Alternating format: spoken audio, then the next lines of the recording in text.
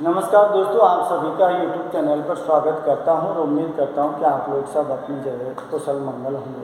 देखिए, आज का टॉपिक जो है आपके वैसे सभी के लिए जो छंद है, अलंकार है, रस है, गुण है, शब्द शक्ति, वैसे ये topic BA part third year का है, थर्ड ईयर के सेकंड पेपर का है। लेकिन क्योंकि हिंदी वाले जो बच्चे हैं उनको सभी जगह ये सारी चीज़ें पदभाग पढ़ते हैं, तो छंद अलंकारों का आना स्वाभाविक है, तो उनको पहचानना भी ज़रूरी है। तो इस तरह का टॉपिक है आपका थर्ड ईयर का है वैसे ये, जिसमें काव्य शास्त्र का पार्ट रखा है। और काव्य शास्त्र में आपके रखें छंद है, अलंकार है, गुण है, रस है, शब्द शक्ति, 5 चीज़ें रखी हैं। तो मैं थोड़ा सा आज बात कर रहा हूँ आपसे अलंकार। आपका अलंकार है पहला टॉपिक। अलंकार, अलंकार का शाब्दिक अर्थ है वो क्या होता है? आभूषण। आभूषण का मतलब जिसे हम गहना बोलते हैं या अपनी भाषा में जेवरात बोलते हैं, तो आभूषण है। आभूषण का काम क्या होता है? आभूषण का काम सीधी बात है कि सुंदरता बढ़ाने का काम करता है? किसी भी वस्तु के ऊपर या किसी औरत जो है, आदमी है, वो आभूषण पहनेगा तो सुंदर दिखेगा। ठीक वही स्थिति काव्य की होती है। अगर काव्य को सुंदर दिखाना है, सुंदर बनाना है, तो किसी भी बातें का अलंकार का प्रयोग भी आपको करना पड़ेगा। क्योंकि आचार्य केशव दास जो रीतिकाल के अच्छे कवि हैं, जिन्होंने अपने रामचंद्रिका में छंदों का अजायबघर कहा जाता है, उसमें लिखा भी है, नहीं क्या, जिसमें लिखा है कि भूषण पहनने विराजी कविता वनिता मीत, अर्थात कविता वनिता। कविता मीन्स पद्य भाव, जिसमें कविता रची जाती है। दूसरी चीज़ है वनिता। वनिता का मतलब है स्त्री। अरे स्त्री और कविता दोनों एक ही स्त्रीलिंग है, दोनों ही, और दोनों ही चीज़ आभूषण के अभाव में बुरी लगती हैं, चाहे वो काव्य हो चाहे कोई स्त्री हो। इसीलिए इनकी श्रेणी में किसका होना जरूरी है? अलंकारों का होना जरूरी है। तो देखिए दोस्तों, क्या है कि अलम, ये जो शब्द बना है, ये शब्द बना है अलम प्लस कार। अलम का मतलब क्या है? अलम का मतलब है आभूषण, और कार का मतलब है करने वाला। करने वाला, इसका मतलब है क्या है? जो सुंदरता प्रदान करने वाला, जो क्या है?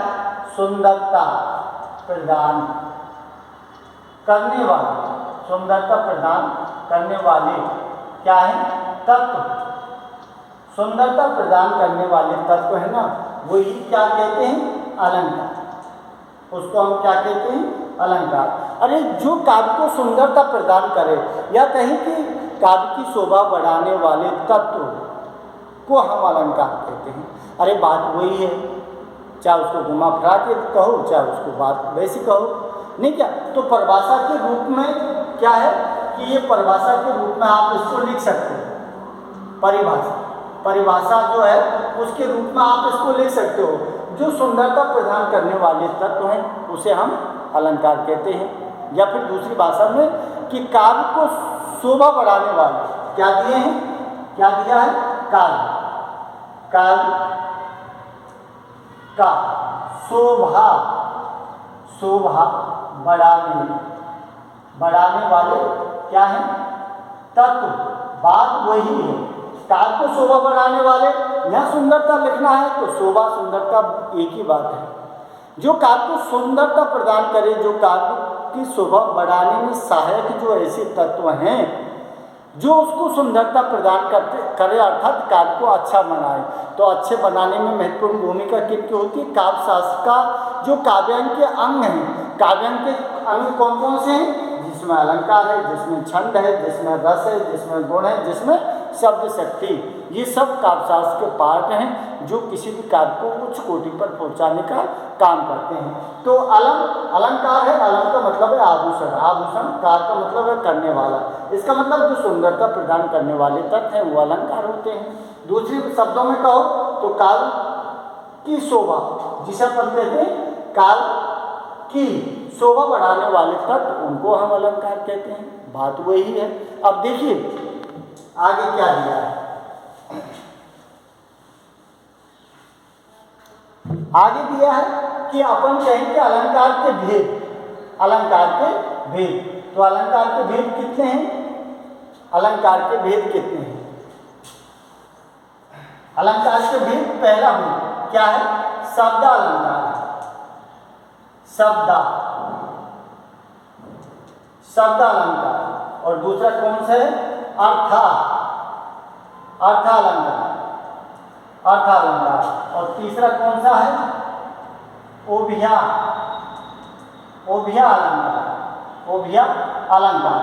तो 1, 2 और 3 अलंकार कितने प्रकार के होते हैं? 3 प्रकार के होते हैं। लेकिन बात आती है मुख्यतः, तो फिर मुख्यतः में कौन से आते हैं? शब्द अलंकार और अर्थालंकार मुख्यतः में आते हैं। लेकिन जब बात होती है कि अलंकारों के कितने भेद हैं, तो सीधी बात है कि 3 हैं। ओभिया, ओभिया, ये क्या है? ओभिया। उभय का मतलब जान दो? उभय का मतलब है दोनों। उभय का शाब्दिक अर्थ क्या होता है? दोनों, उभय। इसका मतलब कि जहां शब्द और अर्थ दोनों मिलकर काम करते हैं वहां ओभिया अलंकार होता है। समझ रहे हो आप? ओभिया अलंकार। लेकिन ज़्यादातर आपके जो मतलब जिसे अपन कहें कि अपनी पढ़ाई में काम आने वाले हैं, वो ज़्यादातर अर्थालंकार और शब्दालंकार ही माने जाते हैं। तो शब्दालंकार ये कितने हैं? शब्दालंकार दिए हैं, देखिए कौन कौन से। जिसमें आपका दिया है अनुप्रास, अनुप्रास जिसमें दिया है आपका यमक, जिसमें दिया है श्लेष, जिसमें दिया है वक्रोक्ति, वक्रोक्ति। 5वां क्या है? पुनरुक्ति प्रकाश,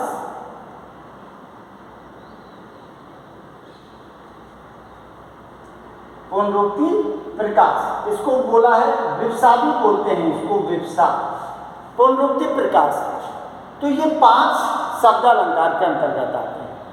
शब्दालंकार के अंतर कौन से आते हैं? अनुप्रास है, यमक है, श्लेष है, वक्रोक्ति है, पुनरुक्ति जिसको विवसा भी कहा जाता है। अर्थ अलंकार के अंतर्गत कौन कौन से आते हैं? इसमें कौन सा है आपका? उपमा। कौन सा है? उपमा। कौन सा है? रूपक। कौन सा है? उत्प्रेक्षा, उत्प्रेक्षा। कौन सा है? अतिशयोक्ति, अतिशयोक्ति। कौन सा है? अपनहुति, अपनहुति। कौन सा है? संदेह, संदेह। कौन सा है? भ्रांतिमान। कौन सा है? उदाहरण। कौन सा है? दृष्टांत। तो संदेह, भ्रांतिमान दोनों में समानता है, कंफ्यूज हो जाता है। इधर उदाहरण और दृष्टांत दोनों में समानता है, तो उनमें भी कंफ्यूज हो जाता है। लेकिन यहाँ उपमा के भेद बता रहा हूँ, सॉरी मैं बता रहा हूँ आपको जो अर्थालंकार हैं। तो अर्थालंकार में आपका उपमा है, रूपक है, उत्प्रेक्ष है, अतिशयोक्ति है, अपनोक्ति है, संदेह है, दृष्टांत है, भ्रांतिमान है, और क्या है? विभावना है। क्या है? विभावना, विभावना, विभावना। बहुत सारे अलंकार हैं, लेकिन अपने जो काम आने वाली चीज़ें, जिसमें आपके सिलेबस थर्ड ईयर की बात कर रहा हूँ, तो जिसमें आपने 3 तो ये हैं। कौन कौन से?